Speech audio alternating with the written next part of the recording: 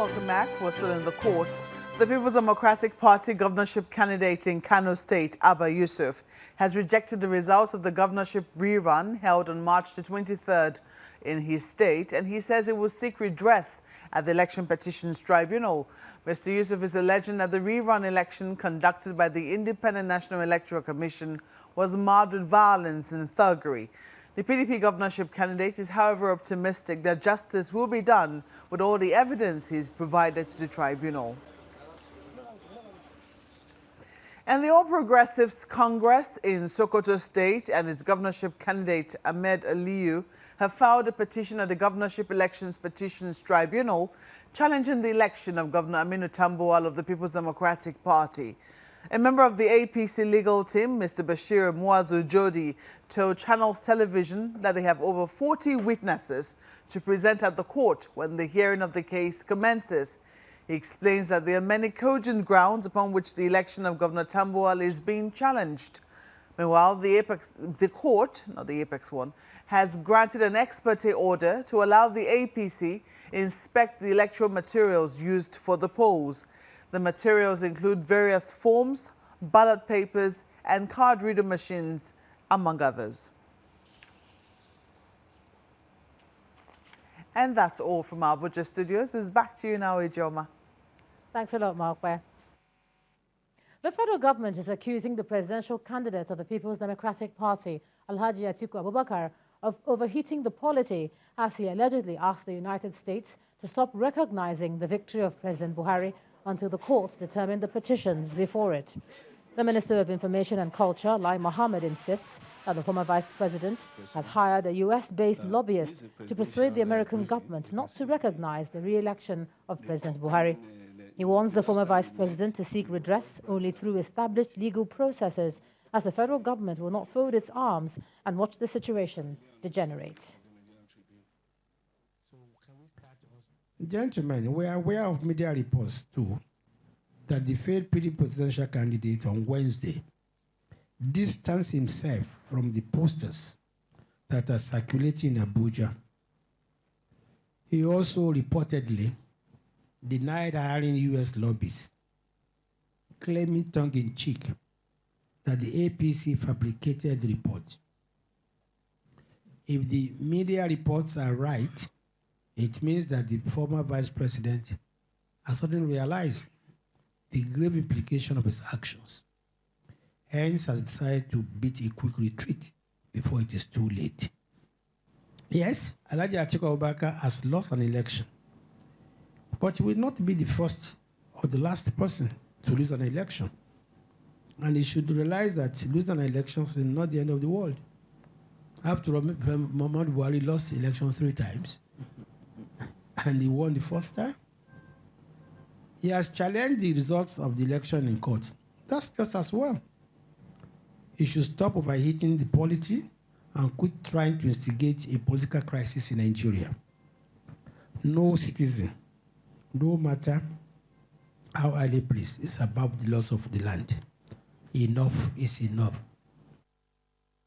And in a swift reaction to the allegations by the Information Minister, the National Working Committee of the People's Democratic Party says no amount of fabrication, attempts at setups, as well as veiled and open threats can stop the party's candidate, Alhaji Atiku Abubakar, from reclaiming his mandate at the tribunal. The PDP is also alleging a plot by the federal government to frame its presidential candidate, cause tension, and ultimately derail the recovery of the stolen mandate at the Presidential Elections Petitions Tribunal. A statement from the party adds that the motive of the plotters is to use lies and threats to portray the PDP presidential candidate as desperate and ready to subvert rules in the pursuit of his mandate. The party affirms that it does not need any foreign lobby group to prove its case before the Election Petitions Tribunal, as Nigerians themselves have been in the forefront of this pursuit, especially with the party's overwhelming evidence before the courts. Away from such matters, and members of Daso community in Numan local government area of Adamawa State are complaining about the inability of the government to deploy security personnel to their area. According to them, they now live in fear, hunger and starvation because they can no longer engage in farming and fishing activities which have been their source of livelihood for several years. Go to the river, they will come and attack you. From this community leader, You just go to the river, they will come and attack you. Okay? You go out maybe to go and to look for animals, they will attack you, and they have not allowed us to farm. to this Reverend Father. At the moment, you can see the community is deserted. Nobody is here. You can't hear even the sound of birds here because of the sounds of guns that have been walking around this area for the past 3-4 months. It's a series of lamentations of residents of Daso community of Bare district in Numan area of Adamawa state. They claim they have been pushed out of their ancestral homes and they now live in perpetual fear, hunger and starvation. Now they are unable to engage in farming and fishing activities, their means of livelihood as a result of attacks on the community by gunmen suspected to be herdsmen and the inability of government to protect them. The Catholic Bishop of Yola Diocese, Bishop Dami Mamza, responds by visiting them to provide some kind of succor. So we have brought these relief materials in order to cushion their difficulties that they will use to the glory of God.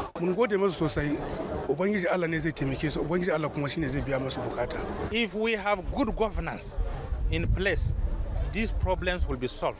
According to the victims, since last year, about 7 attacks were carried out on the farming communities by suspected herdsmen, and no relief materials has been brought to them. The Executive Secretary of the Adamawa State Emergency Management Agency, Dr. Mohamed Suleiman, says government is working with other NGOs to bring relief to affected communities. Government is striving very well, more especially SEMA. We've been contacting so many partners to get succor to these people. What is left of Daso community are burnt down houses. As things stand, residents of the community now live as refugees in neighboring communities and may not return home for fear of another attack until their security is guaranteed. To some more Cherry news, Infinix Mobility has launched a new device, Infinix Hot S4. The premium smartphone brand says it's asserting its authority in the smartphone market by providing its young customers with an empowerment device from its Hot S series, which will help put them in the spotlight. Infinix Mobility is getting the attention of the young and trendy. Those who enjoy a smart lifestyle are also on board.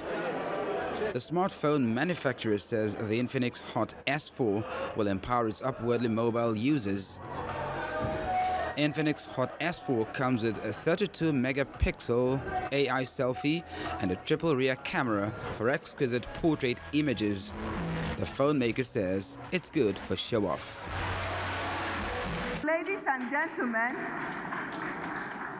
allow me to show you the amazing S4 with a 32-megapixel selfie camera. And the battery life gives an edge. Make sure you get this device as soon as possible. We don't want our customers going around with power bank anymore. The phone also comes with a 6.2-inch water drop display screen and other unique features. We support a software mode called ride mode. So when you are driving, you are not able to pick up the car.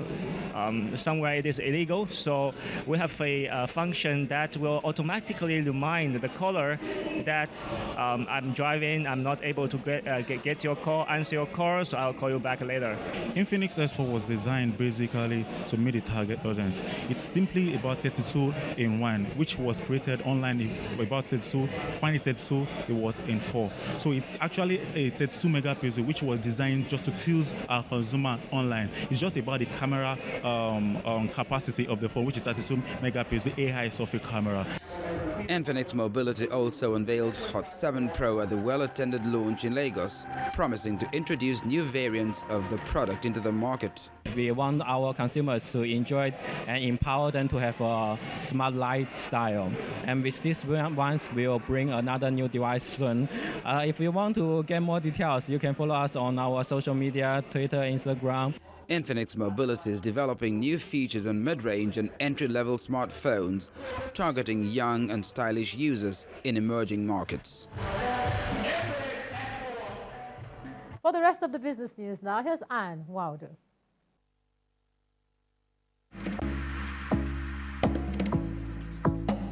You First. First Bank.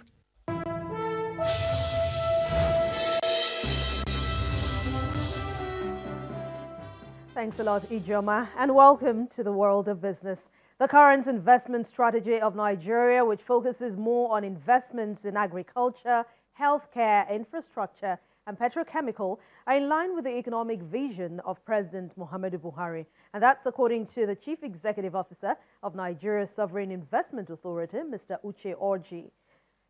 The NSIA chief rejected the recent IMF ranking of Nigeria as the world's second worst sovereign fund, explaining why Nigeria needs its own money to fund a new economic direction. In terms of what the IMF did with their report, I really don't see any correlative value to graph assets under management to GDP versus transparency and governance. They actually are completely mutually exclusive pieces of data. And this is one of the things that's represented in that report that I find quite laughable, to be honest. So the point here is that transparency governance is one thing. We have been consistently in the last 5 years top quartile. Asset size is a different thing. We're small.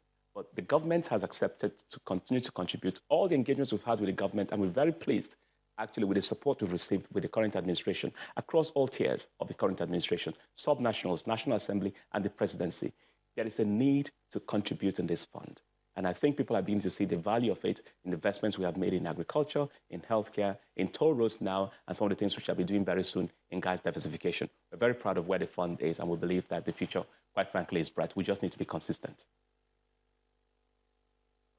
The domestic stock market has sustained its recovery by a wider margin at the close of business today, on the back of more bargain hunting by investors for lower-priced banking, industrial goods, and insurance bellwether stocks. Let's join BC Adebayo for the details.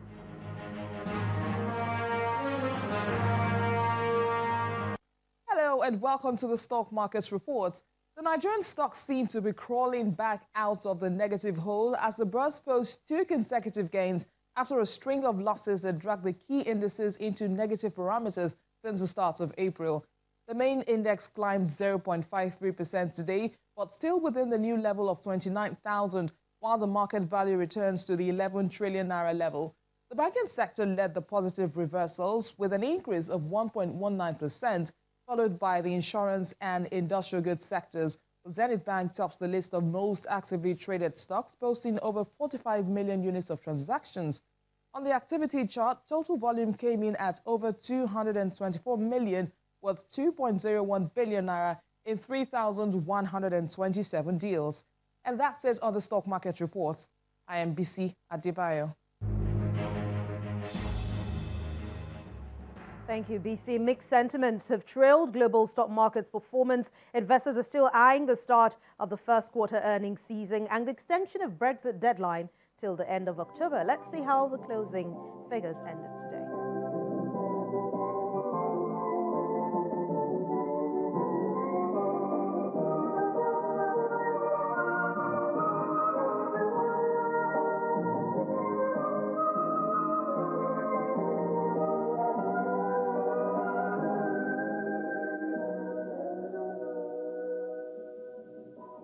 The rest of the news at 10 continues shortly with Ijoma. Thank you so much for watching Business News Tonight.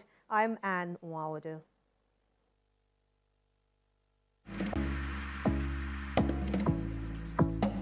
You First. First Bank. Still ahead on the news at 10, we'll take a trip around the world in 5 minutes with Amarachi Ubani. Join us.